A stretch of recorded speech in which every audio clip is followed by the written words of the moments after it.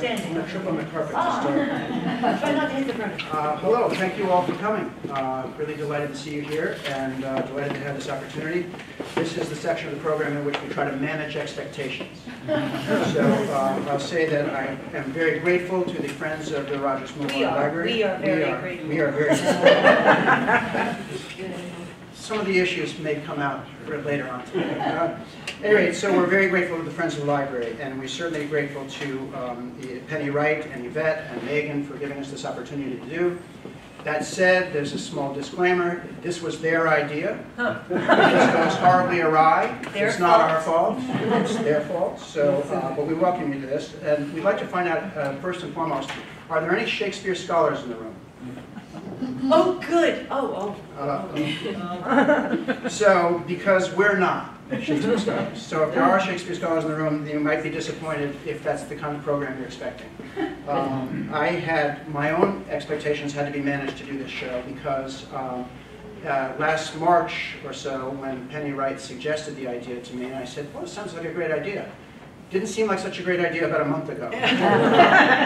And so I didn't know what I was going to do or how we should do this and what are you going to do, because as you can see, there's a little bit to choose from. And so we thought we'd do all of this together. Because how are you going to pick greatest hits? And the other way to go is possibly to use something smaller, like this, which is The Bard's Guide to Abuses and Affronts. So we can just sit here and hurl insults all day. That's not going to work either. So I think that'd be fun. But the expectations, my expectations were managed because Rosemary, who and I have worked together for a long time, and she said, look, we're not scholars, but we are fans, and we are students of Shakespeare, and we are actors.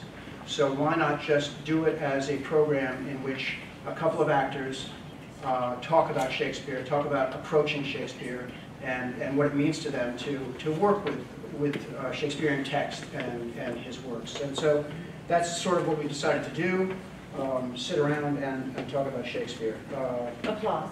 Applause. Oh, applause, yes. Manage the expectations again. No, not a cue applause. This is the part where we say that I am a huge fan of classical music, but I am a complete Philistine when it comes to going to concerts because I never know when I'm supposed to applaud. And I'm going to make a fool of myself because I'm doing it the wrong time. So for efficiency's sake, as well as other reasons, even if you have the impulse to applaud, or something else, hold it till the very end of the program, and we can do it then if you like, or were we going to ask if any of you brought spoiled and rotten produce? because that comes at the end also. With the boos and the hisses. Save that for the end as well. So that said, I just say that the premise of our program today, being a couple of actors talking about Shakespeare, is based on something that Paul Harding is a Pulitzer Prize-winning author that teaches up at Stony Southampton, where I work. And he's teaching a course in Shakespeare right now, and to graduate students. And I sat in on one of his classes, and he talked about the fact that Shakespeare's language, the concision and economy and density of Shakespeare's language is the same as poetry. As we all know, Shakespeare is a poet, and his language of his plays is poetry as well. And he said, every line will give you as much as you give it.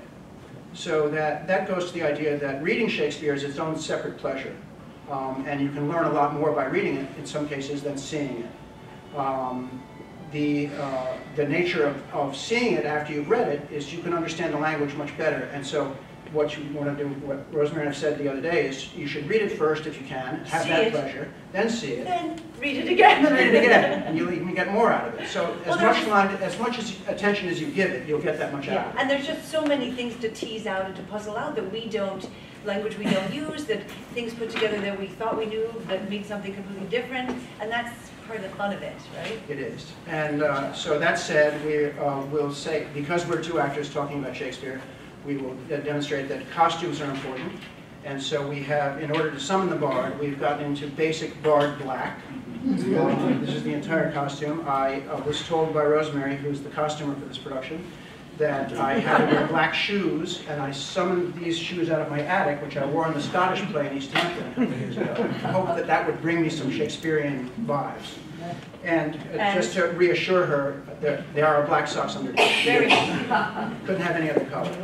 And it's also gender neutral, which is important. We'll get to the part where Shakespearean times, women had to play men. Men had to play women, and then sometimes they dressed up as men as well. So that said, we are prepared, we are dressed, you have managed your expectations, we hope. And so we will begin. We're beginning with, why don't we do a tiny little, an actor's warm-up. A little warm-up. Red leather, yellow leather. Red leather, no, faster. Red leather, yellow leather. Red leather, yellow leather. That's about as much as we can do. And we're starting with... starting with the sonnets. Sonnets. The reason we wanted to start with sonnets, one of the reasons we wanted to start with sonnets is because an actor friend of ours had told us that in an acting workshop she was in, they often use sonnets as a warm-up. Because it helps you to build character. If you think of Shakespeare's language in his plays as poetry, his poetry could equally be dramatic speech, either addressed to another person or done as a soliloquy, because they are the same thing. In his sonnets, they're all about love, the different states of being in love. Whether it's happy or sad or jealous or despairing, or whatever it is, it's always about love. And it's 10 lines in a rhyming couplet. There's a rhyme scheme in the 10 lines. Often the rhyming couplet will be a conclusion. Sometimes it will be a twist on what was said before. But it's all about being in love. But so are many of the plays about being in love. The quality of the human experience is what Shakespeare explores at every level. Much of it about being in love, because that's a huge part of the human experience. So we thought that we would do these sonnets. We teased out the meaning of some of them. We talked about characters that might be saying these sonnets and what they might be going through. And that helps you to make choices as to how you speak it. As you would with a dramatic text. You pick things out as meaning to build character and so forth. So Rosemary will start with the sonnets. We each picked 3 sonnets, and the 3 I chose all had to do with either time or distance. And the first one is sonnet number 27. Weary with toil, I haste me to my bed, the dear repose for limbs with travel tired. Then begins a journey in my head, to work my mind when body's work's expired. For then my thoughts from far where I abide intend a zealous pilgrimage to you, and keep my drooping eyelids open wide, looking on darkness which the blind do see, save that my soul's imaginary sight presents thy shadow to my sightless view, which, like a jewel hung in the ghastly night, makes black night beauteous, and her old face new. Lo, thus, by day my limbs, by night my mind, for thee and for myself, no quiet find. So there's a journey in the body is tired, but then the mind begins a journey. So there's a sort of a mental journey to the loved one in the mind. This one, the first one I chose was because with all of these, if you're an actor approaching any kind of a text, you make choices based on who your character is. How would my character relate to these words? And so there's a couple of choices available. In most texts, there's many different choices available. So I just chose, with Rosemary's help, 2 ways to read this one sonnet. I'm going to read it twice. And the first way is, it's about being a slave to one's love.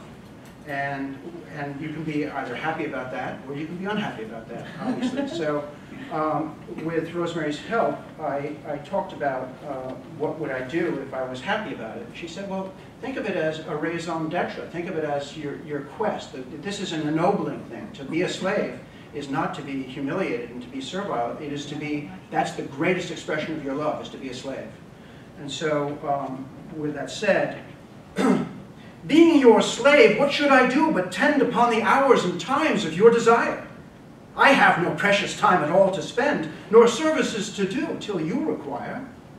Nor dare I chide the world without end hour, whilst I, my sovereign, watch the clock for you. Nor think the bitterness of absence sour, when you have bid your servant once adieu.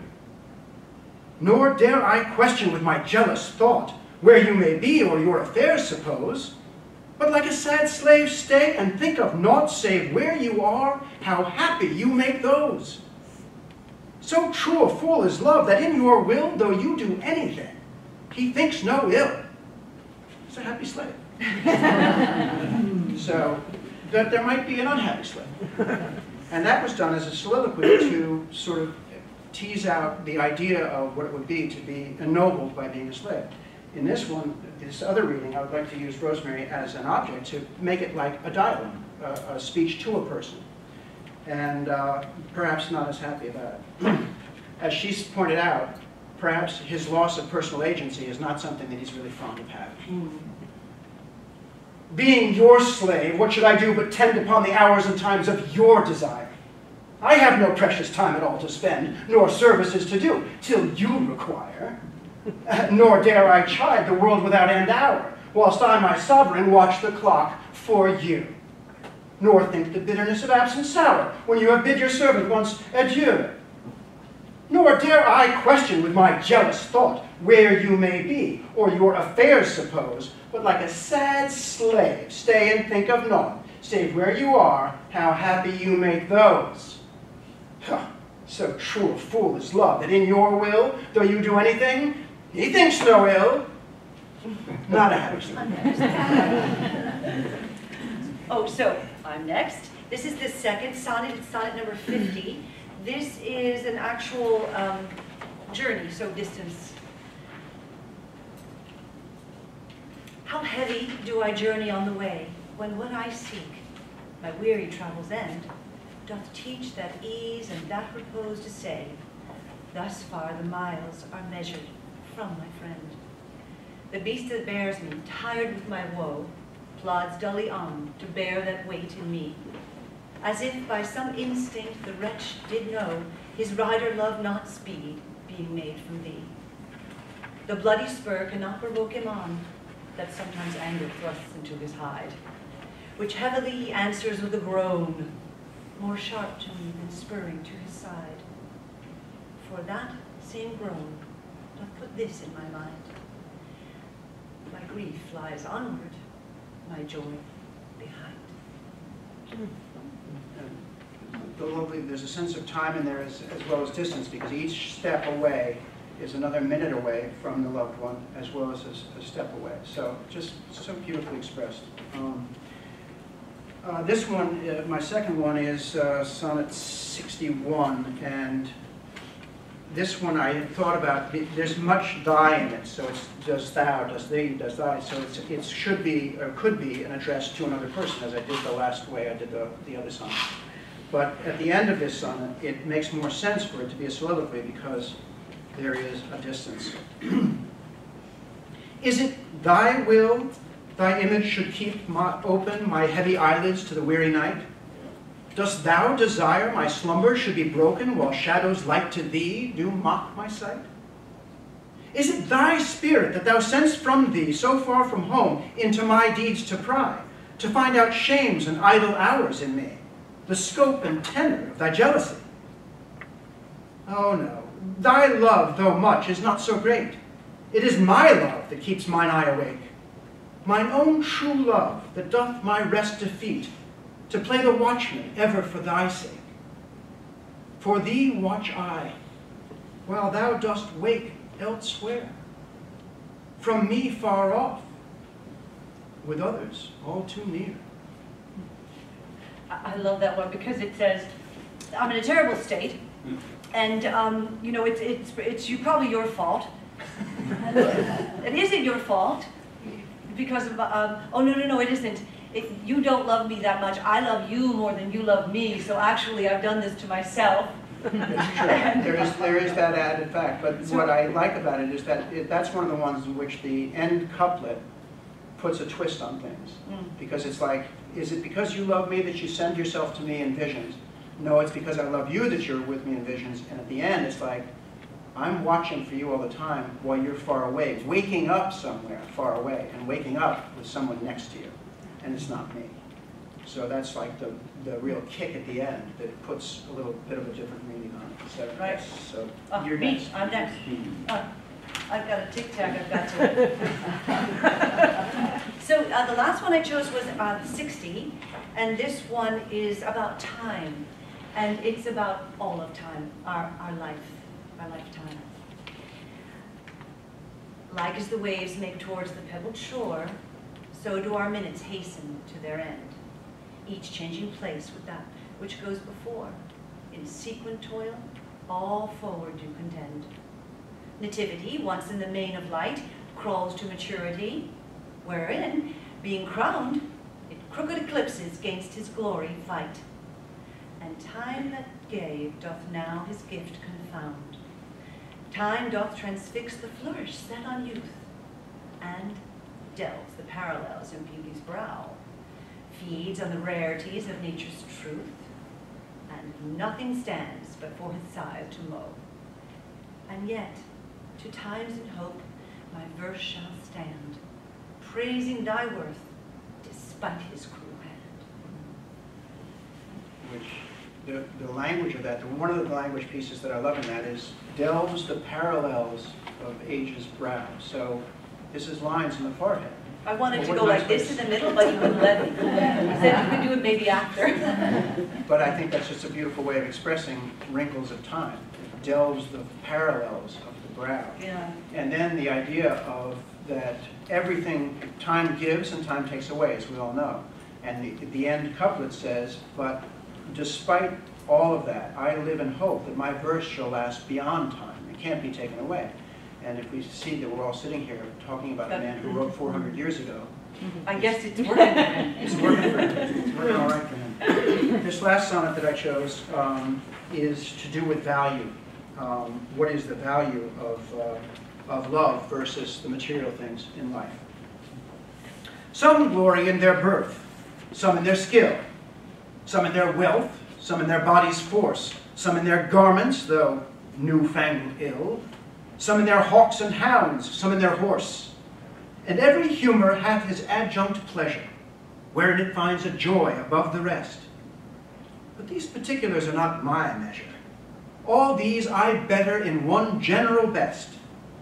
Thy love is better than high birth to me, richer than wealth, prouder than garments cost, of more delight than hawks or horses be, and having thee of all men's pride I boast.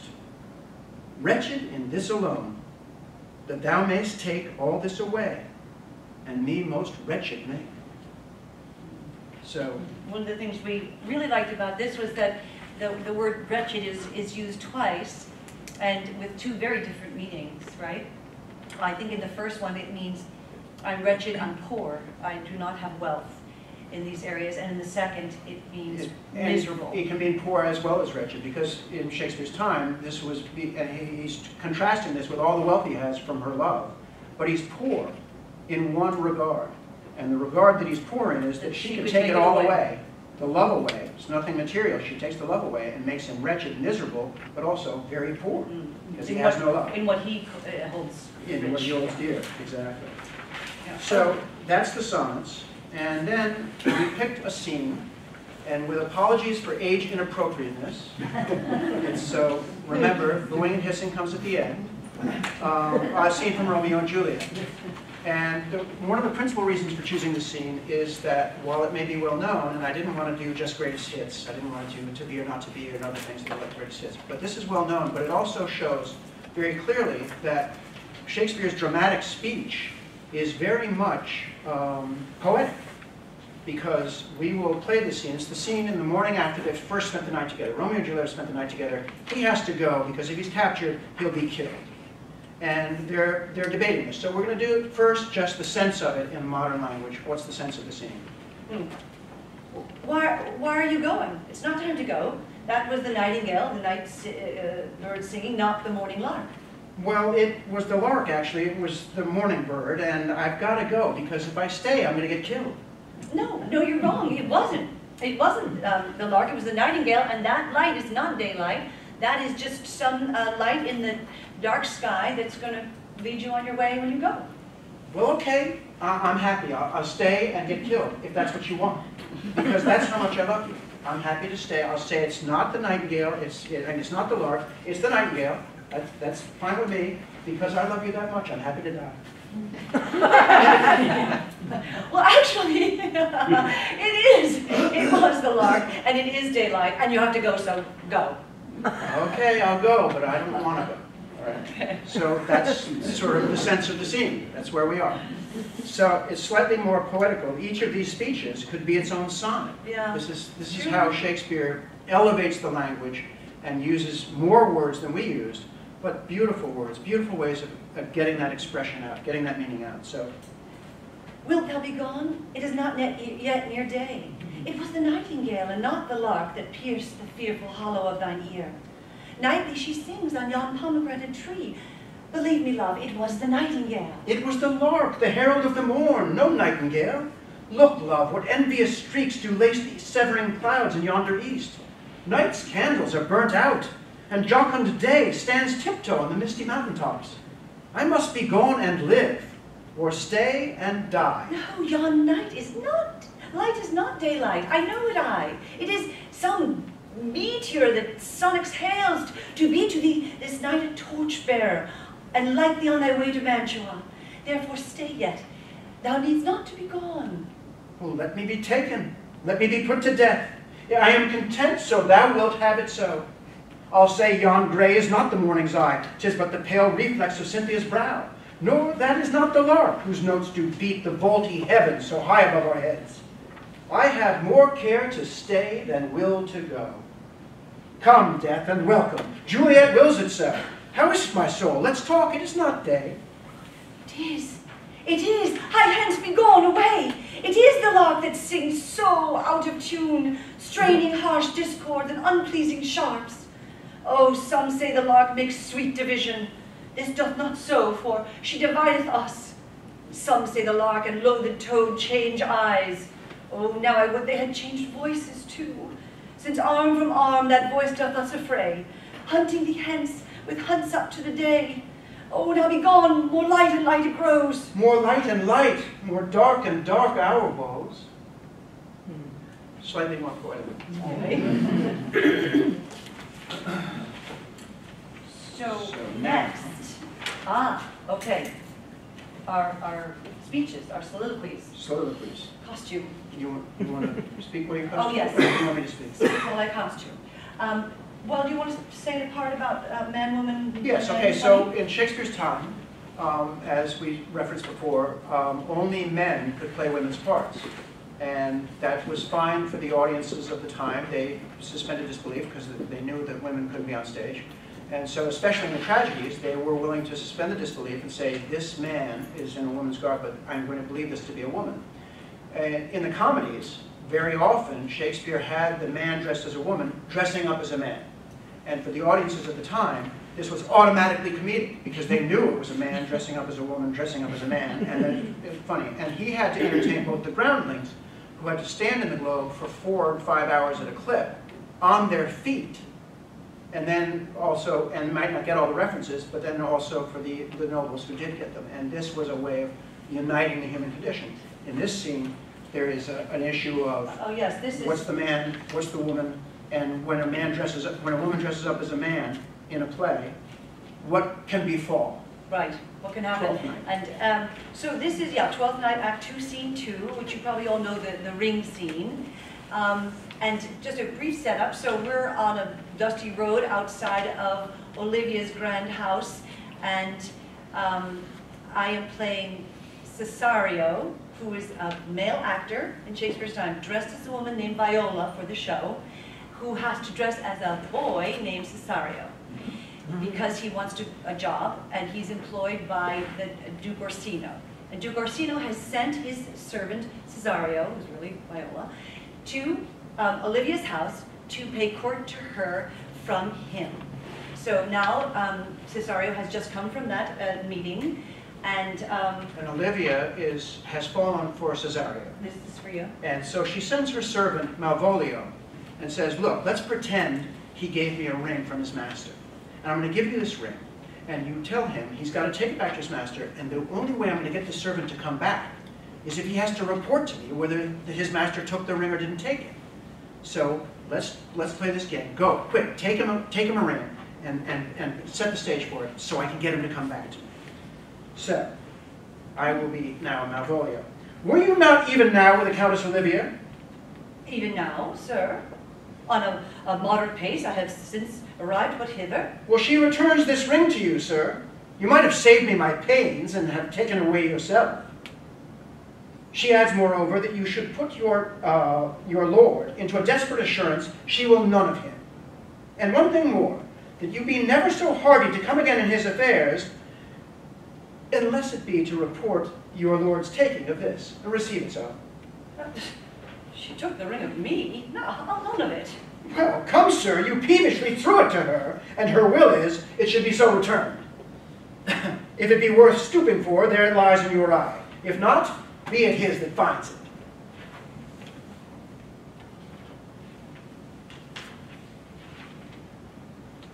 I left no ring with her. What means this lady? Ah, fortune forbid. My outside have not charmed her. Ah, was she made good view of me? Indeed, so much, that me bethought her eyes had lost her tongue, for she did speak and starts distractedly. She loves me, sure. Her cunning in the passion of this churlish messenger. None of my lord's ring. Why, he left her none. I am the man. If it be so, as 'tis. Oh, poor lady, were she better love a dream? Oh, disguise, I see thou art a wickedness, wherein the pregnant enemy does much. Alas, how easy it is for the proper false in women's waxen heart to set their forms. Alas, our frailty is the cause, not we, for such as we are made of, such we be. How will this fadge? My master loves her dearly, and I, poor monster, fond as much on him, and she, mistaken, seemed to dote on me. Become thus. As a man, my state, I am desperate for my master's love. And as a woman, now alas the day, oh, what thriftless thriftless sighs must poor Olivia breathe. Oh, time, thou must untangle this, not I. It is too hard a knot for me to untie. So it's like man, woman, woman, man. The wrong people are in love with the wrong people, and all because of this disguise, which goes to some of this language of Shakespeare, which can be off-putting to modern audiences, because if you hear the pregnant enemy and you think, who got pregnant in the middle of this speech? How did that happen? But Rosemary, doing some of the research. Oh, yeah. And So pregnant, we know, means big, round, and in this case, it means more powerful, bigger, stronger. So, and the enemy, in this case, like in those days, a disguise was considered to be wicked, of the devil. So the pregnant enemy was the devil, and by donning this disguise, Cesario Viola is understanding in this moment that she is an instrument of the devil, because she has made this lovely woman with a warm heart, as women have, fall in love with him, even though she is not a man that Olivia can fall in love with. So, and was there another one? Pregnant enemy and... The enemy is made more pregnant. The devil is made more fortified by using this disguise. Yeah. And the proper false also. Oh, the idea, false, what's a proper false? That sounds like an oxymoron. So, and proper meant only that beautiful, good-looking, strong, virulent. So Cesario came as a good-looking form, and false being that she is not a man, he is not a man. Right, and was able, by being a good-looking falsitude, able to make an impression on her poor heart, for which she's not to blame, because women are more frail. That's what they're made of. They're soft and opening. So that's the way that goes. My first one is from King Lear, and I'll try to be as brief as I can. At the beginning of the piece, when Lear is doing what he's doing with his daughters, we set up who is the villain and who is the hero of the piece, and they are Edmund is the bastard son of the Duke of Gloucester, and Edgar is his legitimate son, older, so by primogeniture he's going to inherit everything. Edmund's a little resentful of that fact of primogeniture. He's also resentful of the fact that he's been made fun of for being a bastard. So he wants to get even, and his plan is, right away, he writes a letter threatening the assassination of his father and signs his brother's name to it. because this will get his brother banished, and then he will inherit all his brother's land, even though he's a bastard and even though he's not the firstborn. So this is his plan. And the reason he comes up with this plan is because, I don't have the beginning, so do you have the beginning? So we can just look on it. Yeah. So the introduction that we see of him being a bastard is that Edmund, for this purpose of this, I will be the Duke of Gloucester, his father, and this is the Duke of Kent, a woman playing a man. She's asked me, he has asked me, the Duke of Kent has asked me, is that your son over there? And I say, his breeding, sir, hath been at my charge, but I have so often blushed to acknowledge him that now I am raised to it. Well, I could not conceive you. Well, sir, this young fellow's mother could. Oh. Whereupon she grew round-wombed, and had indeed, sir, a son for her cradle, ere she had a husband for her bed. Now, do you smell a fault? I cannot wish the fault undone, the issue of it being so proper. Yes, but I have, sir, a son by order of law, some year elder than this, who is yet no dearer in my account. Though this knave came something saucily into the world before he was sent for, yet was his mother fair. There was good sport at his making, and the horse son must be acknowledged. So Edmund is going to swear his allegiance to nature rather than to the church and to the laws of man, because the laws of nature are what begat him, was lust. Lust in stealth doesn't matter. Thou, nature, art my goddess. To thy law my services are bound. Wherefore should I stand in the plague of custom and permit the curiosity of nations to deprive me, for that I am some 12 or 14 moonshines lag of a brother? Why, bastard? Wherefore base? When my dimensions are as well compact, my mind as generous, and my shape as true as honest madam's issue. Why brand they us with base, with baseness, bastardy? Base? Base? Who in the lusty stealth of nature take more composition and fierce quality than doth within a dull, stale, tired bed go to the creating a whole tribe of fops, got between awake and asleep. Well then, legitimate Edgar, I must have your land. Our father's love is to the bastard Edmund as to the legitimate. Fine word, legitimate. Well, my legitimate, if this letter speed and my invention thrive, Edmund the base shall top the legitimate. I grow, I prosper. Now, gods, stand up for bastards. And what's interesting about that is that Edmund is trying to fight against the stereotype of the bastard, much as Shylock tries to fight against the stereotype of the Jew.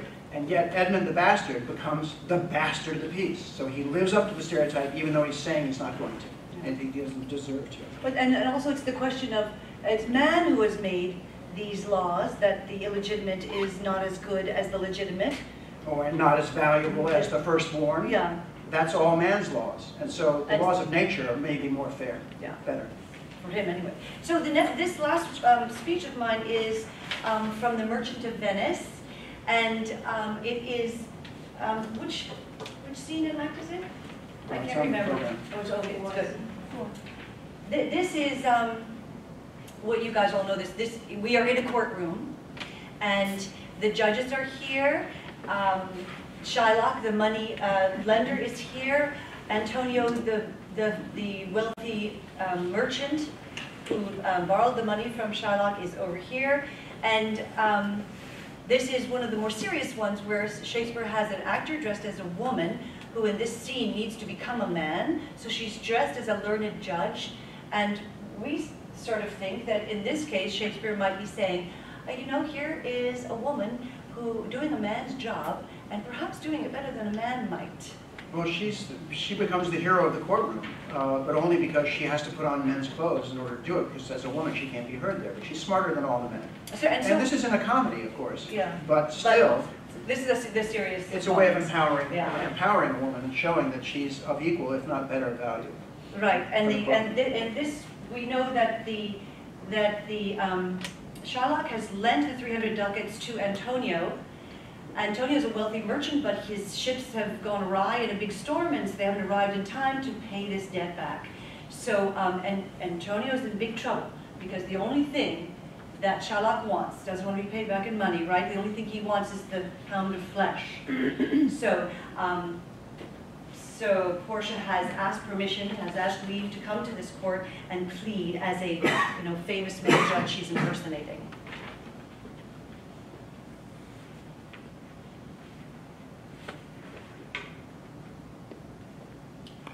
The quality of mercy is not strained. It falleth as a gentle rain from heaven upon the place beneath. It is twice blessed. It blesses he that gives and he that takes. 'Tis mightiest in the mightiest. It becomes the throned monarch better than his crown. His scepter shows the force of temporal power, the awe and majesty wherein doth sit the dread and fear of kings. But mercy is above this sceptre's sway. It is the attribute to God himself. And earthly power shows like as God's when mercy seasons justice. Therefore, Jew, though justice be thy plea, consider this. In the course of justice, we do not seek salvation. We do pray for mercy. And that same prayer doth teach us all to render the deeds of mercy. I spoke thus much to mitigate thy plea for justice, which if thou follow, then this strict court of Venice must needs rule against the merchant there. Which is a convincing argument, and made by a woman, and some will say that it takes a woman's touch to understand that mercy is needed here as opposed to strict justice. But that education goes to the idea of, we're talking about divine right of kings here. At the time that was believed to be true. And she says that mercy is greater than a monarch's power, his temporal power, his military power, his wealth, all the people that he has at his sway. Mercy makes him more like God. Yeah. It's a godlike attribute. And which is what they should be going for. That's what she's saying. And we should all aspire to that. And if we are able to ask for mercy in our prayers, then we should be able to give the deeds of mercy. However, yes, but the irony here is that after pleading for mercy, and then Shylock does not want to grant mercy, he still wants to hold out for his pound of flesh. And then Portia tears him a new one and shows him no mercy whatsoever in the least. And that's a whole subject for another day. Yeah. But sort of incredible. The last speech that I chose, and again, impossible to choose. This book, a million things that you could choose to kind of get to the value of Shakespeare and what he does. But I chose this one just because I had the great good fortune to go see The Winter's Tale last summer at the Globe in London.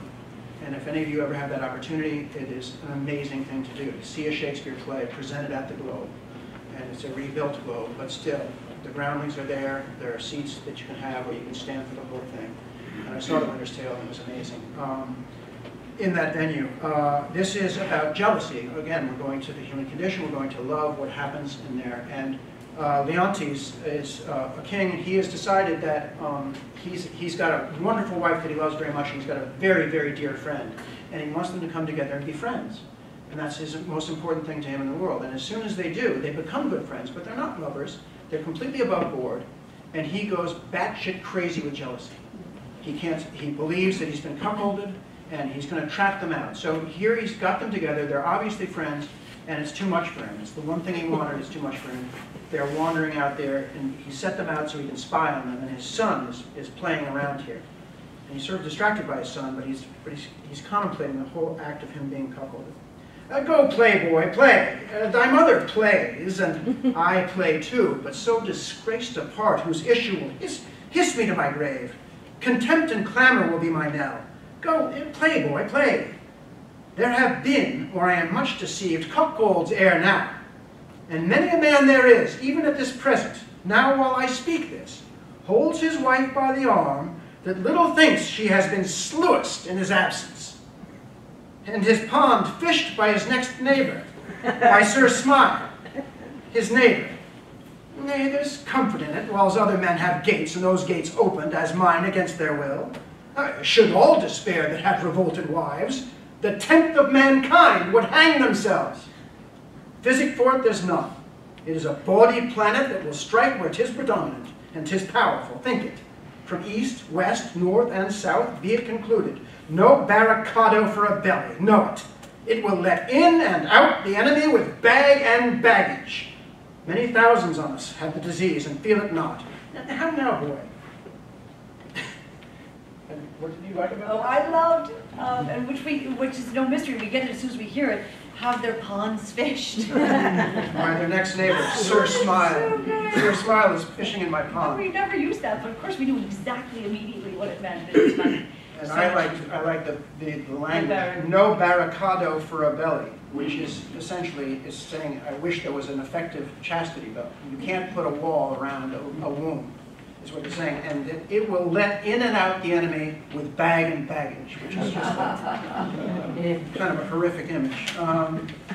But so then, for our final scene that we were going to do, we want to do something a little more lighthearted. A little more lighthearted and a little more towards Shakespeare as a master of words and the kind of wit that he's capable of. And for that, we went to... Troilus and Cressida, Act 3, Scene 2. Yeah. And in this case, Troilus has been in love with Cressida for a long time, and he hasn't been able to get access to her. He's been badgering her servant, Padovan. How can I get next to her? Will you get me access? Get me access. He says, yes, I'll get you access. I'll get you an introduction, and she might invite you in, but you've got to be witty. You have to be really clever. You have to be able to outfox her in the dance of words. So this is Shakespeare doing the wit outside of Cressida's house. Yes, we're saying maybe it's outside of a ballroom or something. They're all dressed up and about to go in with the other guests. And Cressida says, will you walk in, my lord? Oh, Cressida, how often have I wished me thus? Wished, my lord? Well, the gods grant. Oh, my lord. Well, what should they grant? What makes this pretty abruption? What too curious dread espies my sweet lady in the fountain of our love? More dregs than water, if my fears have eyes. Well, fears make devils of cherubims, they never see truth. Blind fear that seeing reason leads finds safer footing than blind reason stumbling without fear. To fear the worst oft cures the worst. Oh, that my lady apprehend no fear, in all Cupid's pageant there is presented no monster. Nor nothing monstrous neither? Well, nothing but our undertakings, when we vow to weep seas, live in fire, eat rocks, tame tigers, thinking it harder for our mistress to devise imposition enough than for us to undergo any difficulty imposed. This is the monstruosity in love, lady, that the will is infinite and the execution confined, that the desire is boundless and the act a slave to limit. They say all lovers swear more performance than they are able, and yet reserve an ability that they never perform, vowing more than the perfection of 10, and discharging less than the 10th part of 1. They that have the voice of lions and the act of hares, are they not monsters? Oh, are there such? Such are not we. Praise us as we are tasted, allow us as we prove. Our head shall go bare till merit crown it. No perfection in reversion shall have a praise in present. We will not name desert before his birth, and being born, his addition shall be humble. Few words to fair fate.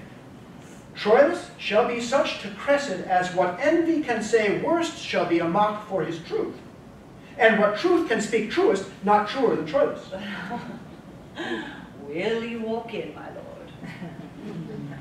And that last section of he will be such to Cressida as what envy can say worst shall be a mock for his truth, and what truth can speak truest, no truer than Troilus, proves that 400 years ago, and just as now, if you can't convince them with common sense, baffle them with bullshit.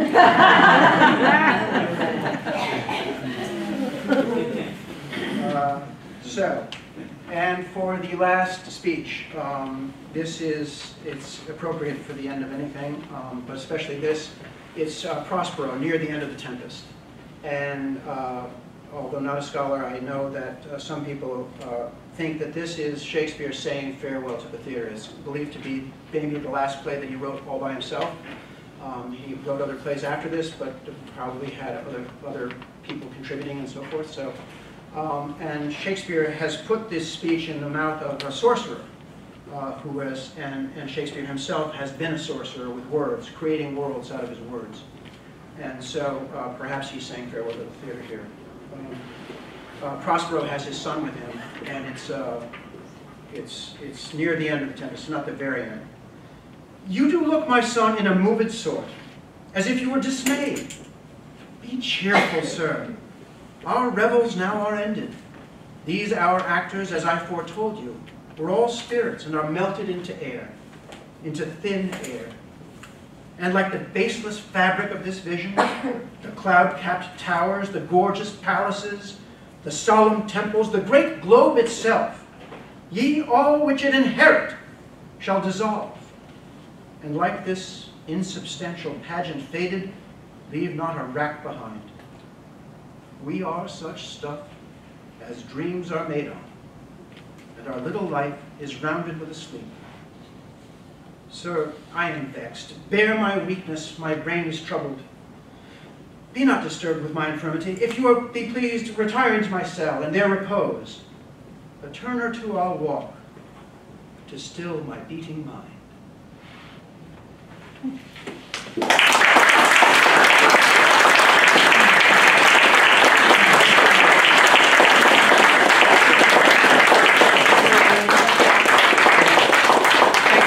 Very much. I don't know if any of you wanted to have comments or have questions or thoughts you want to have. I'm happy to have any voices from the crowd. So, okay. Two things. First of all, I think most Americans have trouble with Shakespeare, you know, because of the accent and because his language is really very dense, I think. And they usually go into Shakespearean, what I call Shakespearean voice, they declaim things. And I think you guys did a great job of just like making it real, making it something like it is what it is, but you made it something modern at the same time. The other thing I wanted to say is like I've never realized how relevant he is for this time. We always talk about how relevant people is and stuff, but particularly with the gender issues of today and the women's issues, I mean, it kept coming up almost in every thing you did. And I was like, oh my God, I never noticed that. So thank you. Yeah. You know, they say about Shakespeare, he was not of a time, but for all times. Yeah, yeah. And he's so profound that what he has to say touches the human condition, which is yeah, and that's the thing. I mean, when Penny and I were talking about the promotion for this, I'm talking about cracking the code of the human condition. I mean, all art of every kind can be said to be a way of examining and reflecting back the human condition, whether it's painting or music or dance or theater or poetry. All of it comes back to, let's see what it is, what it means to be human, what is our human experience. And all plays that are written all do this. And the best plays do it the best, that resonate for the most of us. And although this language is alien to us, the sense that it gets to us through unbelievable poetry and precision of language, it's, as Paul Harding said, it's the density, but it's the concision and the economy. When you think about it, he's using a lot of words to say something, but each of them brings it more real. And you think about all of them, the histories and the comedies and the tragedies, which is what is life, the history, tragedy, and comedy. So, and I think also, this is what you were saying too, is he hits in his work every note that any of us can ever experience, and more than some of us get the chance to. And I think that's just the enormity of his self-knowledge. I think in order to write about the human condition, you must know yourself pretty well. You must really be a great observer. Tremendous gifts. I mean, the geniuses have the tremendous gifts. And I just can't even imagine. And then the other thing that shows that it's for right everywhere. In the back here, I want to do that. I just want to say one thing, is that it resists modernization really well. You know, people put Shakespeare into all kinds of different contexts. So suddenly Romeo and Juliet is the Civil War, and it's not, it's not Montagues and Capulet, it's just the North and the South. But because it's so distilled of the human condition, it works no matter how you slice it. It's one-side story. Someone? Who's? Yes. All right, Gloria. I was wondering if, in his own time, if if people read Shakespeare or only experienced it in a play being spoken. Really hard to read because It's so hard for us there's today no to read folio. it. There was no folios at that time. And they wrote that, and he was writing, giving it to the actors just before they went on stage. So, and it was messy and not as beautifully put together as we have it now, and chronological. It was, I think, but from what we understand, it was a big messy affair. So it was only but seen there and weren't books heard around back then. then. But they had the advantage of the diction was the same, the structure of the language was the easy same, for them. so they could all understand it, and the vocabulary was the same. And that language was understood at that time? Yeah, by everyone. The groundlings as well as the Yes. nobles. The groundlings. Are we? Nancy? Just continuing on with what's been said, even if the language itself is sometimes inaccessible, the emotional content, the subtlety and the impact emotionally is completely accessible.